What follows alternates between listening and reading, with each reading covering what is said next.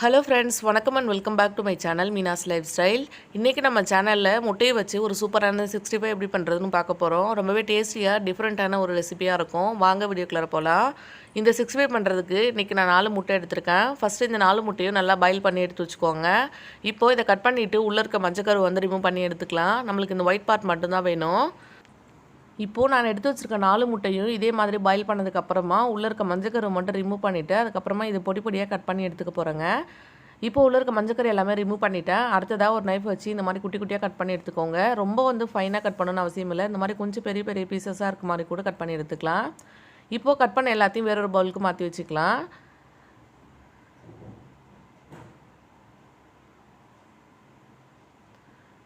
இதே மாதிரி கட் பண்ண எல்லா முட்டையும் வேறொரு பவுலில் சேர்த்ததுக்கப்புறமா நம்ம 65க்கு தேவையான அளவுக்கு வந்து உப்பு சேர்த்துக்கோங்க. நம்ம நார்மலாக 65 சேர்க்குற எல்லா மசாலாவும் சேர்க்க போகிறோம். ஆனால் நான் சொல்கிற அளவில் வந்து கரெக்டாக சேர்க்கும் போது தான் பார்த்தீங்கன்னா கொஞ்சம் கூட உதிர்ந்து வராமல் ரொம்பவே சூப்பராக இருக்கும். முட்டை கூட நல்லா பைண்ட் ஆகி இப்போ நான் தேவையான அளவு உப்பு சேர்த்ததுக்கப்புறமா இதை வந்து நல்லா மிக்ஸ் பண்ணி விட்டுக்கிறேன். அடுத்ததாக வந்து பார்த்திங்கன்னா ஒரு 1 டேபிள் ஸ்பூன் அளவுக்கு நான் கரம் மசாலா சேர்த்துக்கிறேன். இப்போ நான் ஃப்ளேவருக்காக கரம் மசாலா மட்டும்தான் சேர்க்க போகிறோம். அதனால் நான் ஒரு 1 டீஸ்பூன் அளவுக்கு நான் சேர்த்துக்கிறேன். இப்போது இதில் கொஞ்சமாக மஞ்சத்தூள் சேர்த்துக்கோங்க. கலருக்காக கொஞ்சமாக மஞ்சத்தூள் சேர்த்துக்கிறேன். அடுத்ததாக இது கூட நம்ம ரைஸ் ஃப்ளார் சேர்க்க போகிறோம். இந்த மாதிரி நம்ம ரைஸ் ஃப்ளார் சேர்த்து செய்யும் போது நல்ல கிறிஸ்பியாக கிடைக்கும். அதுக்காக தான் சேர்த்துக்கிறோம். கிட்டத்தட்ட இந்த குட்டி ஸ்பூன் அளவு 2 ஸ்பூன் அளவுக்கு நான் சேர்த்துருக்கேன். இப்போது நீங்கள் 4 முட்டை எடுத்துருக்கீங்க அப்படின்னா நான் சொல்கிற இந்த மசாலா அளவு எல்லாமே கரெக்டாக இருக்கும். அடுத்தது ஒரே 1 ஸ்பூன் அளவுக்கு நான் கார்ன்ஃப்ளவர் சேர்த்துக்கிறேன். கார்ன்ஃப்ளவர் சேர்த்து செய்யும் போது நம்ம சேர்த்துருக்க எந்த மசாலாவும் விட்டு வராமல் நல்லா சூப்பராக பைண்ட் ஆகி வரும். அடுத்ததாக சில்லி ஃப்ளேக்ஸ் கொஞ்சமாக சேர்த்துக்கிறேன். இது எதுவுமே இல்லை, காஞ்ச மிளகாய் வந்து சும்மா பல்ஸ் மூடில் லைட்டாக அரைச்சி எடுத்துட்டோம் அப்படின்னா சில்லி ஃப்ளேக்ஸ் வந்து நம்மளுக்கு கிடச்சிரும். இது ரெடி பண்ண டைம் இல்லை அப்படின்னா நீங்கள் வந்து மிளகாத்தூள் கூட சேர்த்துக்கலாம். வெறும் மிளகாத்தூள் இருந்தது அப்படின்னா அதை சேர்த்துக்கோங்க. அடுத்ததாக இது நல்லா மிக்ஸ் பண்ணி எடுத்து வச்சுக்கோங்க.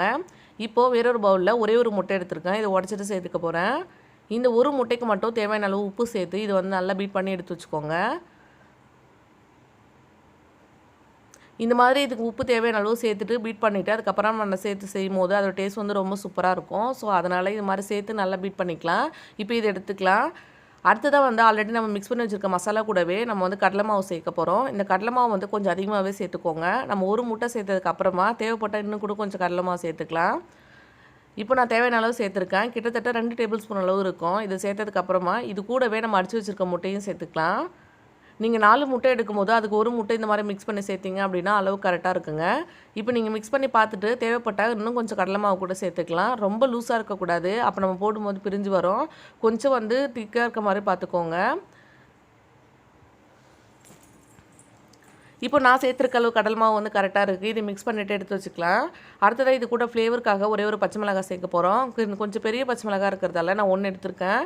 ஆல்ரெடி நம்ம சில்லி ஃப்ளேக்ஸ் சேர்த்துருக்கோம். அதுக்கு தகுந்த மாதிரி சேர்த்துக்கோங்க. இந்த மாதிரி பச்சை மிளகாய் சேர்க்கும் போது சூப்பரான ஃப்ளேவர் இருக்கும்.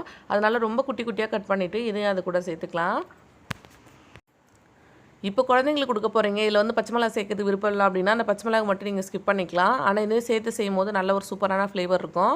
நான் கட் பண்ண பச்சை மிளகாவும் இதில் சேர்த்துட்டு இது வந்து நல்லா மிக்ஸ் பண்ணி எடுத்து வச்சுக்கலாம். அவ்வளோதான், நம்மளுக்கு வந்து சூப்பராக வந்து ரெடி ஆகிடுச்சு. இப்போ அடுத்ததாக வந்து இது பொரிக்கிறது எப்படின்னு பார்த்துடலாம். இப்போ நான் தேவையான அளவு எண்ணெய் ஒரு கடையில் சேர்த்துருக்கேன். இது நல்லா சூடானதுக்கப்புறமா கொஞ்சம் கொஞ்சமாக போட்டு பொரிச்சு எடுத்துக்கலாம். இந்த மாதிரி கையில் எடுத்துகிட்டு ஒரு பஞ்சை கொஞ்சம் கொஞ்சமாக போட்டுக்கோங்க.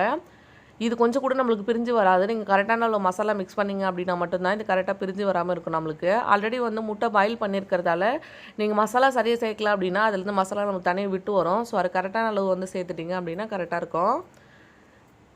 இதே மாதிரி நான் கொஞ்சம் கொஞ்சமாக குட்டி குட்டியாக போட்டுக்க போகிறேன். போட்டதுக்கப்புறமா 2 பக்கமும் திருப்பி விட்டு நல்லா வேக வச்சு எடுத்துக்கோங்க. ஃபஸ்ட் பேட்ச் வந்து பார்த்திங்கன்னா நான் கலர் பவுடர் எதுவுமே சேர்க்காமல் போட்டிருந்தேன். 2வது பேட்ச்சில் நான் கொஞ்சமாக வந்து கேசரி கலர் சேர்த்துருக்கேன் பாருங்கள். இது நல்லா டார்க்காக இருக்கும். இதே மாதிரி திருப்பி விட்டு 2 சைடும் நல்லா வெந்ததுக்கப்புறமா ஒரு கொத்தளவு கருவேப்பிலை சேர்த்துக்கிறேன். இதையும் சேர்த்துட்டு நல்லா மிக்ஸ் பண்ணிக்கலாம். இப்போ கலர் பவுடர் சேர்த்ததுக்கப்புறமா ரொம்பவே டார்க்காக பார்க்கறதுக்கு ரொம்ப சூப்பராக இருக்குது. இது தேவையில்லை அப்படின்னா ஸ்கிப் பண்ணிக்கலாம். டேஸ்ட்டில் எந்த ஒரு டிஃப்ரெண்ட்டும் இருக்காது. இப்போது நம்ம எல்லாத்தையும் வெளியில் எடுத்துடலாம். அவ்வளோதான், சூப்பரான 65 வந்து ரெடி ஆகிடுச்சு. கண்டிப்பாக ட்ரை பண்ணி பார்த்துட்டு எப்படி வந்ததுன்னு சொல்லி மறக்காமல் எனக்கு கமெண்ட் பண்ணுங்கள். இந்த வீடியோ பார்த்ததுக்கு நன்றி. தேங்க்யூ.